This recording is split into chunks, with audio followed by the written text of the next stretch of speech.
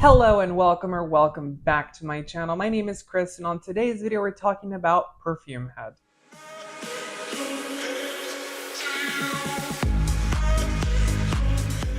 So this is a brand that I did a video on before. I did a video for Canadian Tuxedo and I thought the fragrance really did smell good. It was really nice. I just spoke about how expensive the product was. So the brand did reach out and they did let me know why they have why they have a higher price point essentially.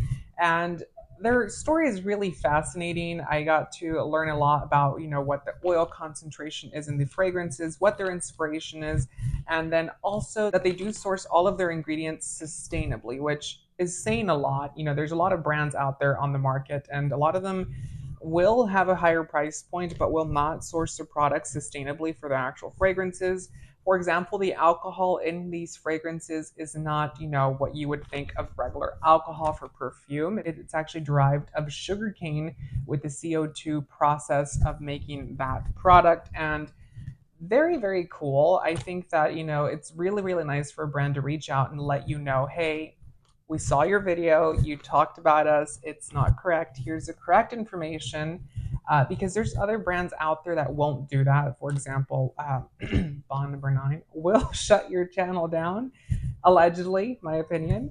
But this fragrance brand was gracious enough to really reach out and let me know, hey, this is what you got wrong. This is the reason why it's like this. This is, what we do. This is our story. And I applaud that because that is very brave. That it also shows that the brand has integrity and that they believe in their product, which I can really, really respect. So they were nice enough to send this little set, which I actually looked this up online because really quick story time. I know you were probably like, no one cares, but they sent out this set before and it got delivered to the wrong place, and then they said that they never got the package. Anywho, they stole it, so they sent a second one. So they've sent two of these essentially. This is the second one.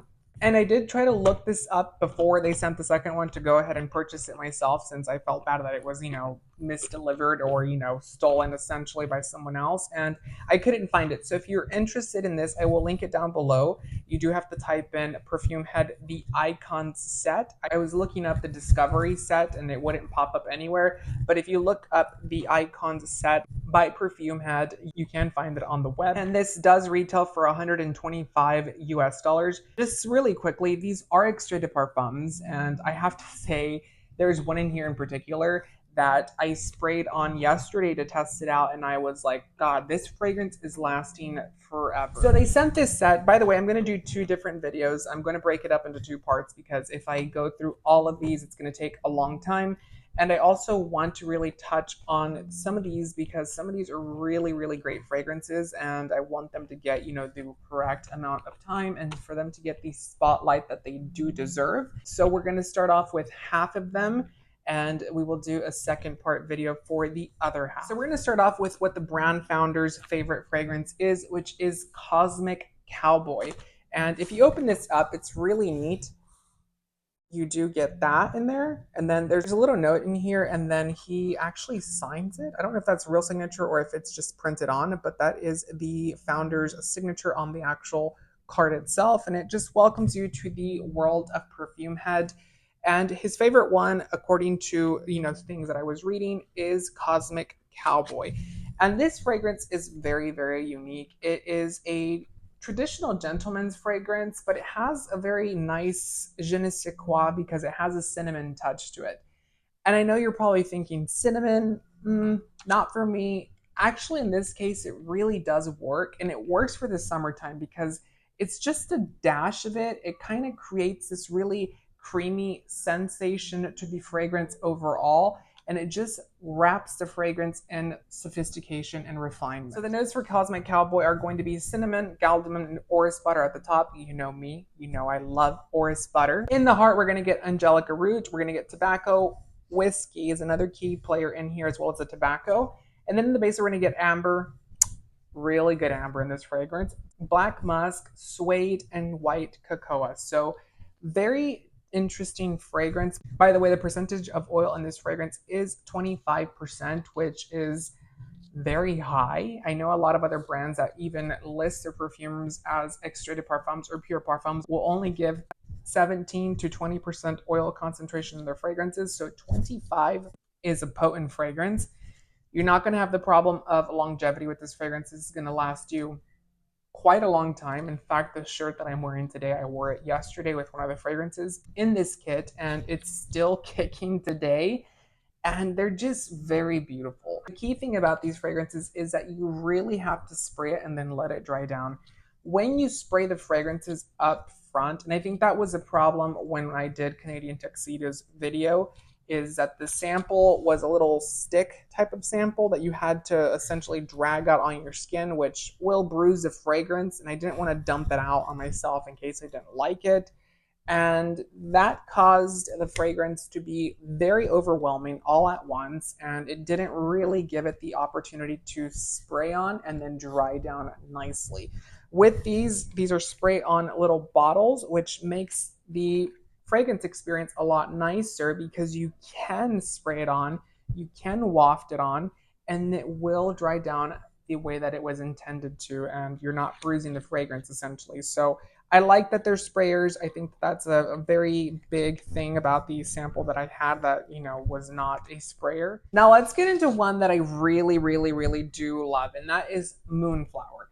It is listed as a floral fragrance, and I just have to say, I wish this is what perfumery was like. And what I mean by that is we have come to a point in fragrances that we're all so used to these freshy, lighter, powdery scents.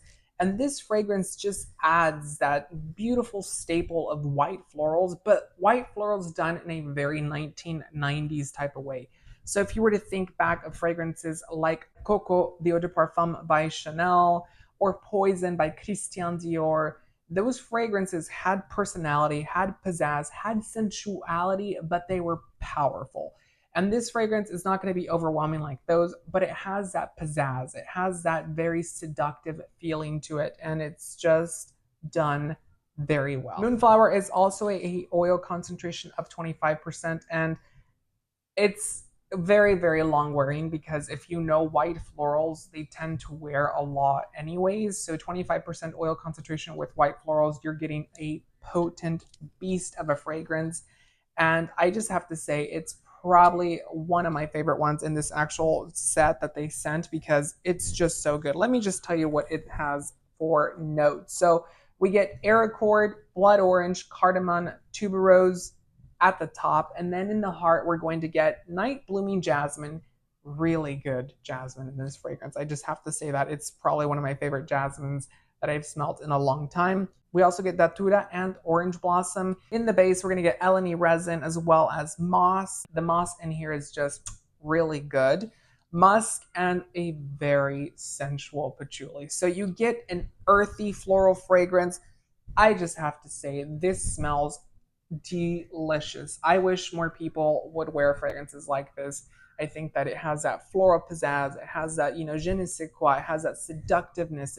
It's powerful. It's sexy. It's as bold as a bread lacquered lip, if you will. So it's just a staple fragrance. I think that if you're trying to impress anyone or you're going somewhere where you really want the room to gravitate towards you, this fragrance has presence. It will do that for you, but it'll also not overpower you because there's fragrances that do that out there on the market, but they will overpower you and they're kind of wearing you. You're not wearing them. You're wearing this fragrance and you're still in control, but it's going to have that je ne sais quoi to attract the other people in the room. Now, it does remind me of a couple of fragrances. So it reminds me a little bit of Vert Malachite by Giorgio Armani or Armani Privé.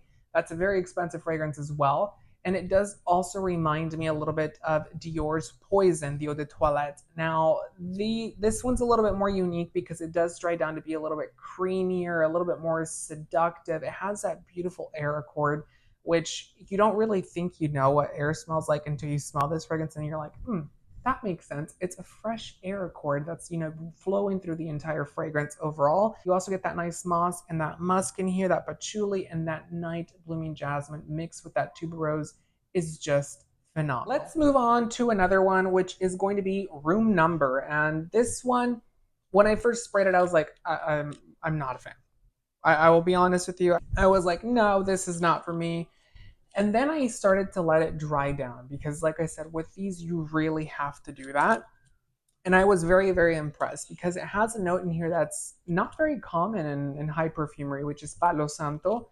It's becoming a little bit more trendy, if you will, but it's not quite there to the level of other, notes of woodiness like oud or sandalwood or cedarwood or driftwood. But Palo Santo is becoming a lot more popular as time progresses, and I do like it in this fragrance. My partner tends to burn a lot of it, so that's why I'm very familiar with the smell of it. I'm also familiar with the smell with it not being burnt, but this one is just really good. And that's the base in this fragrance. That's what makes this fragrance unique. That's what makes this fragrance, start and finish. And it's a very nice Palo Santo in this fragrance. It's a very aromatic, woody fragrance. It's very earthy. It's very sexy, but it's just even better as it starts to die down. I know that sounds very weird. Typically I say I love the opening, I love the middle part, and then the dry down tends to be a little disappointing in a lot of fragrances. But in this case, I love as it starts to get softer and softer and softer with time, which I don't know. Maybe that's just me being weird. So the notes for this fragrance are going to be bergamot, nutmeg, orris butter at the top. Very beautiful nutmeg. That's what makes this fragrance super creamy as well. You get that beautiful, sexy orris butter. If you know me, I love orris butter in almost any fragrance out there. In the heart, we're going to get black tea as well as cashmere wood and palo santo. That palo santo, like I said, is a very prevalent note in this fragrance. In the base, we're going to get leather. The leather in here is overwhelming when you first spray this fragrance, and it's a very harsh leather. Then it dries down and it becomes very creamy, almost suede like, if you will. Then you get also musk and vanilla. The vanilla in here is a background note, but it does add a very nice element to really contrast those harsher notes and really soften the edges of them. So overall, a very nicely well done fragrance. And I know this sounds like I'm being sponsored. By the way, this is not a sponsored post. I'm just letting you know what I like and what I don't like. And this one is one that I do like, but I will suggest for you to smell this one first because it's not going to be everyone's cup of tea. If you've smelled Palo Santo, some people are going to like it, some people are not going to like it, and that's okay. But I do suggest for you to go and smell it first because it does have a very sophisticated, refined elegance to the fragrance, but it's a little bit more deeper. I will say that this one falls a little bit more masculine compared to the other ones that I have talked about in here, but I do love it. And the last one I'm talking about today is Reine des Anges. Reine des Anges. I can't pronounce it. I'm sorry. And this one is going to be a Turkish rose fragrance. So it has saffron and Turkish rose. Those are the key elements in this fragrance. Take that into consideration. So when I first sprayed this, I thought, this reminds me of something quite a lot. And I went to go pick up the bottle that it reminded me of. It reminded me a lot of Garanat by Bulgari, part of their La Gems collection, which is also very expensive. But this one itself has a lot more nuances to it, where that fragrance is just a smoky rose fragrance. This one has a little bit of touches of other things that make it unique. So for notes, we're going to get Moroccan rose up top. We're going to get Peruvian balsam, saffron, and Turkish rose. In the heart, we're going to get geranium and bread seed as well as angelica root. And then in the base, we're going to get vetiver, patchouli, musk, leather, and amber. So like I said, there's some really interesting elements playing here where it's also a dusty kind of smoky rose fragrance. It's going to have those beautiful creamy elements in the background to really balance it and make it a smoother fragrance overall. And I really do like it. Now this one is potent. This one's also going to have a concentration of 25% oil. So very, very potent fragrance already as it is, because Turkish rose tends to be a little bit potent. The saffron in here is just beautiful. It's going to be very Middle East type of fragrance, but also meets French perfumery. So I do like it. I do think it's a good fragrance. It's really, really nice. It's a rose fragrance. I do love roses. Maybe I'm just being biased here because I'm a rose fanatic. But I will say that I wasn't a huge fan of Garanat by Bulgari, and this one itself just adds a little bit more touches to it that make it a little bit more smoother overall, and that's what I like about this one over Garanat by Bulgari. So what do you think of these fragrances? I'm very, like I said, shocked to be able to try all of these fragrances, and I have to say these samples are really potent. So if you are looking for a set to really try out, let's say you're going traveling and you don't want to carry a bottle with you, but you're like, hey, this is the time for me to try something out, these are really cool because they are going to last you quite a long time. Like I said, sprayed one on, and I'll show you which one I sprayed on. So I sprayed on, where is it? Oh, this is for next video because I really like it. It's probably my favorite one. It's called La La Love. So I sprayed, this is 2 days of testing the fragrance out, and I have to say it smells like I just like drenched myself in a perfume bottle because it's that strong. So these will last you a long time if you're not one that likes to buy a full bottle, or if you're someone that just wants, like I said, to travel with them. These are the perfect set for you, and they're just really cutely laid out in here. I mean, they say the name on them. It's a very unique type of packaging that they're doing here. And in a world of brands selling samples, which I was never a fan of, I'm actually on board with this one because you can try all of them, and they're also, like I said, long wearing fragrances, and they're not crazy expensive. Have you seen some of those sample sets out there? They're like $300. This is 125, and you're getting extrait de parfums in here that are very nice and very potent. I will say something though. There's a couple freshies in here, but for the most part, they're going to be a little bit heavier, more intricate, more artsy fragrances. If you are a fan or you're newer to fragrance and you're not used to stronger, deeper elements of fragrances, these may not be for you. But if you are a seasoned perfume lover, or you know what you like and you look at the notes, then this is definitely one that I would certainly suggest for you to try this set here. Let me know if you like me doing these sets. I will certainly try other brands if you want me to. And yeah, I mean, I'm really on board with this brand. I do like it thus far. It's won me over, and that's a little hard to do because if anyone that watches my videos, or if you're new here, I am very picky. I tend to instantly smell something and say, reminds me of this, not okay. And some of these did remind me of their fragrances, but they took their own liberty to add a little bit something to the fragrance overall that they were, not necessarily inspired by, but that they kind of reminded me of.